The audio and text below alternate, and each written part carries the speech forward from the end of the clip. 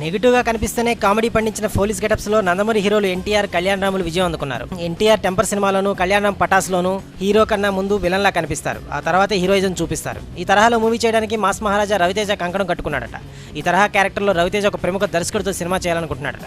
రవితేజ అంటే కామెడీతో ఎంటర్టైన్ చేయాలి, లేదా కామెడీ చేస్తూ యాక్షన్ చేయాలి. అంతేకాని సీరియస్గా కనిపిస్తూ కామెడీ చేసే కాన్సెప్ట్ రవితేజకి సూట్ అవుతుందా లేదా అనే ప్రశ్న తలెత్తుతుంది ఇండస్ట్రీలో. అయితే నటనలో కొంచెం వైవిధ్యాన్ని చూపించాలనుకుంటున్న రవితేజ ఎలాగైనా ఈ సాహసం చేయాలనుకుంటున్నాడట. నెగిటివ్ రోల్లో అయినా ఫుల్గా కామెడీ పండిస్తానంటున్నాడు. ఈ సినిమాలో హీరోయిన్ గా రకుల్ ప్రీత్ సింగ్ ఎంచుకున్నాడట రవితేజ.